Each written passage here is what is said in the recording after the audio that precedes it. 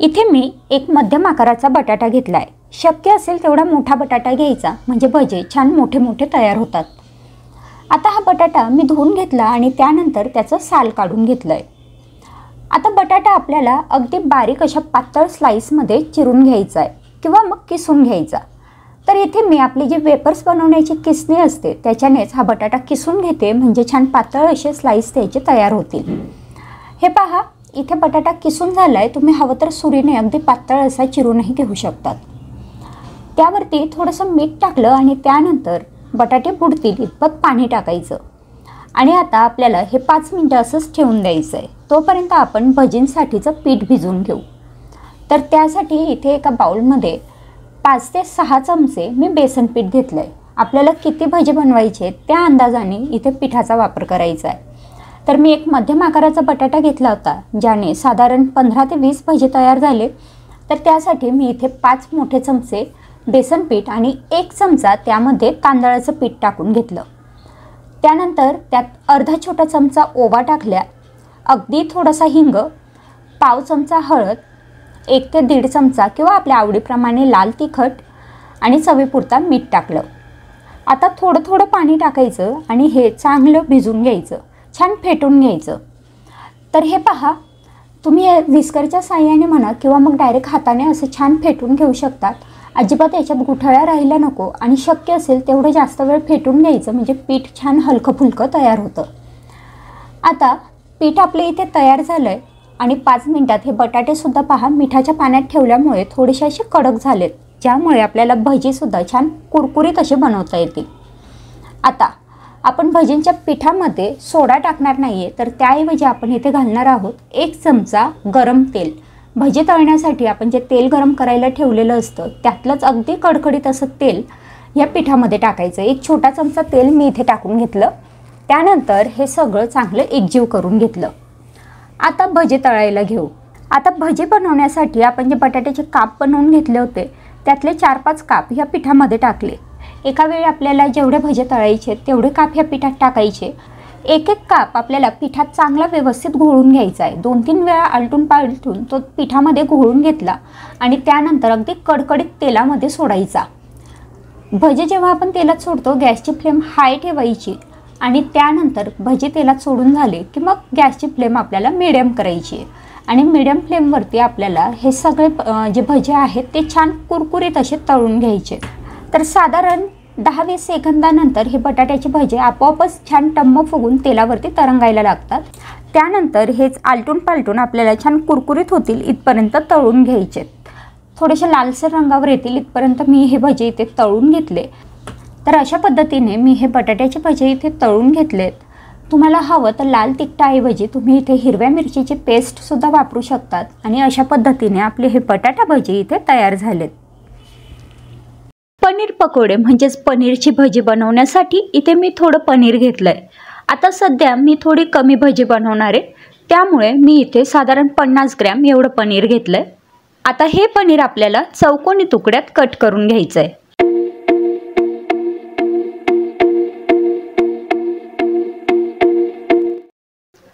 अशा पद्धतीने हे पनीर मी इथे कट करून घेतलं आहे। आता याच्यात पाव चमचा मी लाल तिखट टाकून घेते आणि सोबतच थोडीशी हळद टाकून घेते। लाल तिखट आणि हळद टाकल्यानंतर मी चवीपुरतं याच्यात मीठ टाकून घेतलं आहे। अगदी थोडंसं मीठ टाकायचं आहे आणि त्यानंतर हे पनीर आपल्याला अगदी हलक्या हाताने ह्या मसाल्यात मिक्स करून घ्यायचं आहे। तर पनीर अगदी नाजूक असतं, तुम्ही जर हे थोडं फास्ट किंवा पटापट मिक्स करायला गेलात तर ह्याचे अजून तुकडे पडू शकतात, त्यामुळे अगदी हलक्या हाताने हे पनीर मिक्स करून घ्यायचं आहे। अशा पद्धतीने इथे हा सगळा मसाला मी या पनीरला लावून घेतला आहे। आता बघू आपण बॅटर। तर बॅटर बनवण्यासाठी इथे मी 1 वाटी बेसन पीठ घेतलं आहे। ह्याच्यासोबतच तुम्ही 2 चमचे तांदळाचं पीठ पण वापरू शकतात। पाव चमचा मी इथे ओवा टाकून घेतला आहे।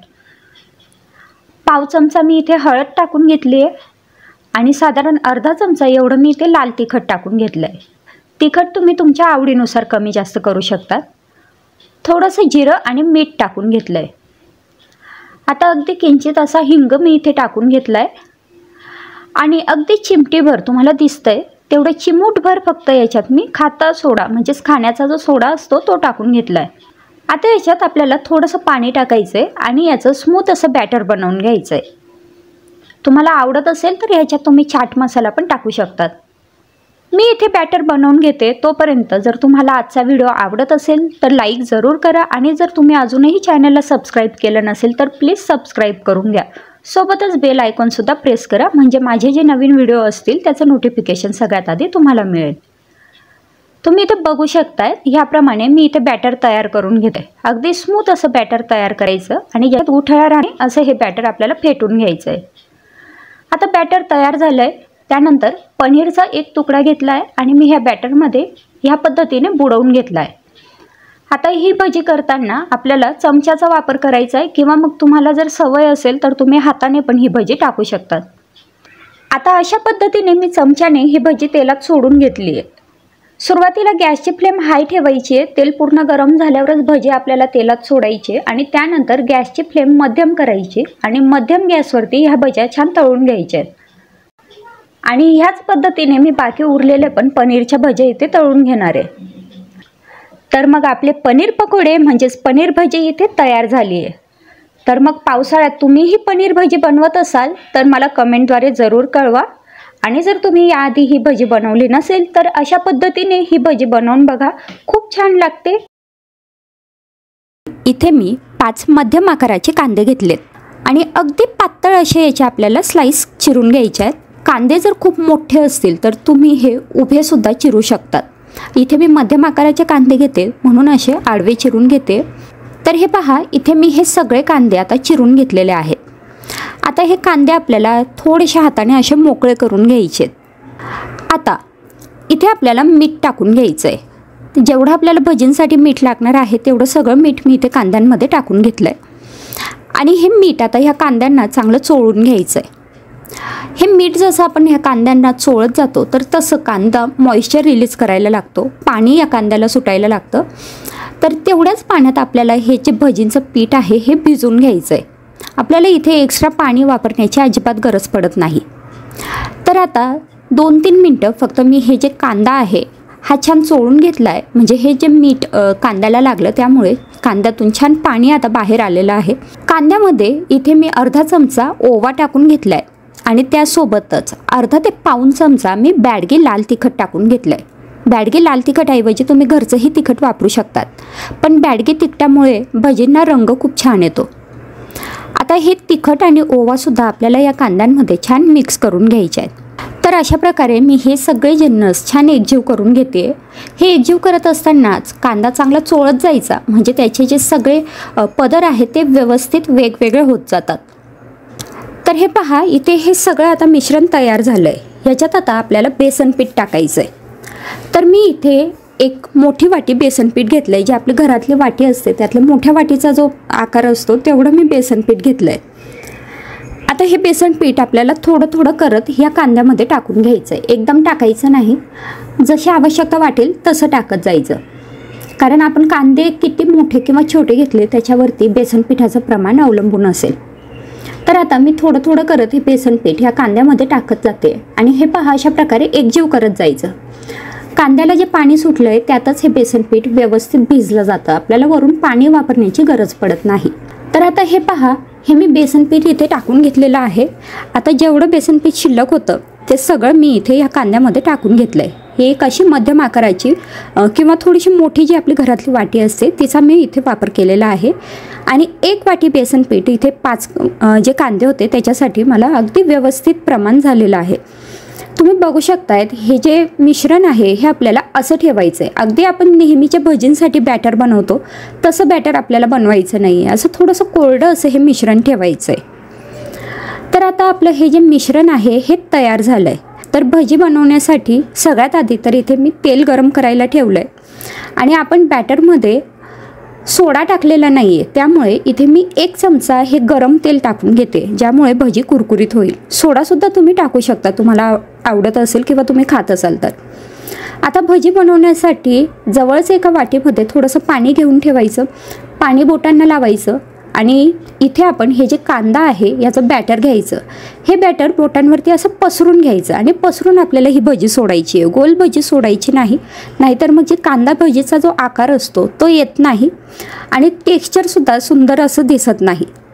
तर हे पहा, तुम्ही बघू शकताय तेल चांगलं गरम झाल्यानंतर मी तेलात हे भजे सोडून घेतलेत. आता गॅसची फ्लेम मध्यम करायची आणि मध्यम गॅसवरती हे जे भजे आहेत हे छान तळून घ्यायचे. सुरुवातीला तेल व्यवस्थित गरम करायचं, त्यामध्ये आपण भजी सोडली की नंतर गॅसची फ्लेम लो किंवा मिडियम करायची.